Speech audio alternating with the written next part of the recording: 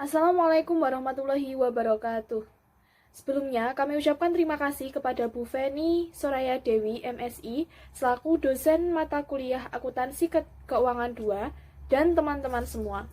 Selama beberapa menit ke depan, kami dari kelompok 10 akan mempresentasikan materi mengenai sewa guna usaha lese versus lesor. Sebelumnya, perkenalkan anggota dari kelompok kami, yaitu Ahmad Taufik Hidayah, NPM 0038, Asma Nanda Awaliyah Arifin, NPM 0055, dan saya sendiri Renjani Lulu Safitri, NPM 0056. Subbab yang akan kami sampaikan yaitu yang pertama, pengertian dari sewa guna usaha. Yang kedua, pihak-pihak yang terlibat dalam leasing. Yang ketiga, penggolongan perusahaan leasing. Yang keempat, proses dan mekanisme transaksi leasing. Yang kelima, teknik-teknik pembiayaan leasing. Yang keenam, perbedaan pembiayaan leasing dengan pembiayaan lainnya. Yang ketujuh, kelebihan leasing sebagai sumber pembiayaan. Mari kita simak pengertian dari sewa guna usaha. Pengertian sewa guna usaha menurut Keputusan Menteri Keuangan Nomor 1169 /KMK-01/1991 tanggal 21 November 1991 tentang kegiatan sewa guna usaha, yaitu sewa guna usaha adalah kegiatan pembiayaan dalam bentuk penyediaan barang modal baik secara guna usaha dengan hak opsi atau finance lease maupun sewa guna usaha tanpa hak opsi atau operating lease untuk digunakan oleh lessee selama jangka waktu tertentu berdasarkan pembayaran secara berkala. Kemudian yang berikutnya yaitu pihak-pihak yang terlibat dalam leasing. Berikut ada 4 pihak-pihak yang terlibat dalam leasing. Yang pertama adalah lessor. Lessor adalah perusahaan leasing atau pihak yang memberikan jasa pembiayaan kepada pihak lessee dalam bentuk barang modal. Kemudian yang kedua, lessee.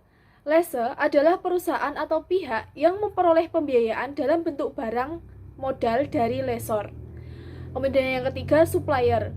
Supplier adalah perusahaan atau pihak yang mengadakan atau menyediakan barang untuk dijual kepada lessee dengan cara pembiayaan secara tunai oleh lessor. Yang keempat adalah bank. Dalam suatu perjanjian atau kontrak leasing, pihak bank atau kreditor tidak terlibat secara langsung dalam kontrak tersebut. Saya Asmananda Wali Arifin, NPM 20.0102.0055, akan melanjutkan pemaparan dari rekan saya. Yang selanjutnya adalah penggolongan perusahaan leasing. Perusahaan leasing dalam menjalankan kegiatan usahanya dapat digolongkan ke dalam 3 kelompok. Yang pertama adalah Independent Leasing Company. Perusahaan leasing jenis ini mewakili sebagian besar dari industri leasing. Lembaga keuangan yang terlibat dalam kegiatan leasing, misalnya bank-bank, dapat pula disebut sebagai lessor independen. Banyak lembaga keuangan yang bertindak sebagai lessor tidak hanya memberikan pembiayaan leasing kepada lessee, tetapi juga memberikan pendanaan kepada perusahaan leasing. Yang kedua adalah captive lessor. Captive lessor akan tercipta apabila supplier atau produsen mendirikan perusahaan leasing sendiri untuk membiayai produk-produknya. Hal ini dapat terjadi apabila pihak supplier berpendapat bahwa dengan menyediakan pembiayaan leasing sendiri akan dapat meningkatkan kemampuan penjualan melebihi tingkat penjualan dengan menggunakan pembiayaan tradisional. Captive lessor ini sering pula disebut dengan two-party lessor. Pihak pertama terdiri atas perusahaan induk dan anak perusahaan leasing, dan pihak kedua adalah lessee atau pemakai barang. Yang ketiga adalah lessee broker atau packager. Broker leasing berfungsi mempertemukan calon lessee dengan pihak lessor yang membutuhkan suatu barang modal dengan cara leasing. Broker leasing berfungsi mempertemukan calon lessee dengan pihak lessor yang membutuhkan suatu barang modal dengan cara leasing. Angsuran atau lessee-nya tidak memiliki barang atau penjualan untuk menangani transaksi leasing untuk atas namanya. Di samping itu, perusahaan broker leasing memberikan satu atau lebih jasa-jasa dalam usaha leasing tergantung apa yang dibutuhkan dalam suatu transaksi leasing. Yang selanjutnya adalah proses dan mekanisme transaksi leasing. Leasing pada prinsipnya merupakan industri multidisiplin yang meliputi antara lain bidang perpajakan, keuangan, dan konsep akuntansi. Dari definisi leasing yang telah dibahas pada awal bab ini, dapat disimpulkan bahwa leasing mengandung arti suatu perjanjian antar pemilik barang, lessor, atau pemakai barang, atau lessee. Mekanisme leasing tersebut merupakan dasar-dasar dalam suatu transaksi leasing. Pihak lessee berkewajiban membayar sewa secara periodik kepada lessor sebagai kompensasi atas penggunaan barang tersebut. Dalam definisi ini, hanya dua pihak yang terkait, yaitu lessor dan lessee, padahal dalam praktiknya pihak supplier merupakan pihak yang terlibat dalam suatu mekanisme transaksi leasing. Yang selanjutnya adalah teknik-teknik pembiayaan leasing. Teknik pembiayaan leasing dapat dilihat dari jenis transaksi leasing yang secara garis besar dapat dibagi dua kategori pembiayaan, yaitu yang pertama finance lease, yang kedua adalah operating lease. Kemudian yang selanjutnya adalah penjelasan untuk gambar tersebut. Yang pertama adalah lease, menghubungi supplier untuk pemilihan dan penentuan jenis barang, spesifikasi, harga, jangka waktu pengiriman, jaminan purna jual atas barang yang akan dilese. Yang kedua, lessee melakukan negosiasi dengan lessor mengenai kebutuhan pembiayaan barang modal. Pada tahap awal ini, lessee dapat meminta lessee question yang tidak mengikat dari lessor. Dalam lessee question ini dimuat mengenai syarat-syarat pokok pembiayaan leasing antara lain keterangan barang, cash security deposit, residual value, asuransi, biaya administrasi, jaminan uang sewa, dan persyaratan-persyaratan lainnya. Yang ketiga, lessor mengirimkan letter of offer atau commitment letter kepada lessee yang berisi syarat-syarat pokok persetujuan lessor untuk membiayai barang modal yang dibutuhkan lessee tersebut. Apabila lessee menyetujui semua ketentuan dan persyaratan dalam letter of offer, kemudian lessee menandatangani dan mengembalikan kepada lessor. Yang keempat, penandatanganan kontrak leasing setelah semua persyaratan dipenuhi lessee. Kontrak leasing tersebut sekurang-kurangnya mencakup hal-hal antara lain pihak-pihak yang terlibat, hak milik, jangka waktu, jangka leasing, opsi bagi lessee, penutupan asuransi, tanggung jawab atas objek leasing, perpajakan, jadwal pembayaran angsuran sewa, dan sebagainya.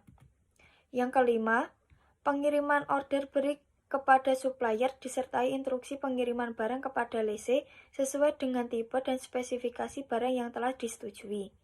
Yang keenam, pengiriman barang dan pengecekan barang oleh lessee sesuai pesanan.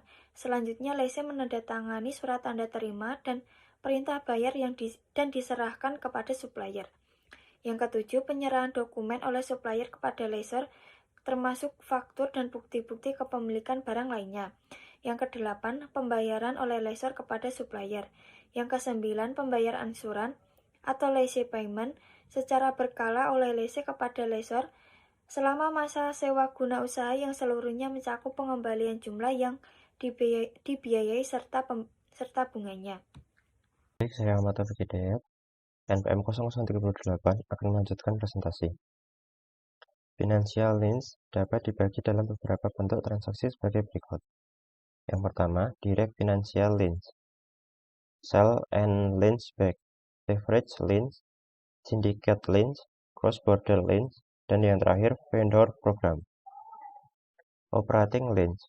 Operating liens atau kadang-kadang juga disebut dengan sewa guna usaha biasa adalah suatu perjanjian kontrak antara lessor dengan leasing di mana lessor sebagai pemilik objek leasing kemudian menyerahkan kepada pihak lease untuk digunakan dengan jangka waktu relatif lebih pendek daripada umur ekonomis barang modal tersebut.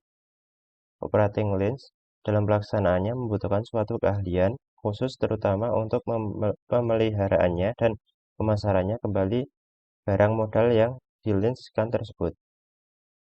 Lessor dalam operating liens bertanggung jawab atas segala biaya pelaksanaan liens, antara lain misalnya biaya asuransi, pembiayaan pajak, dan pemeliharaan barang modal.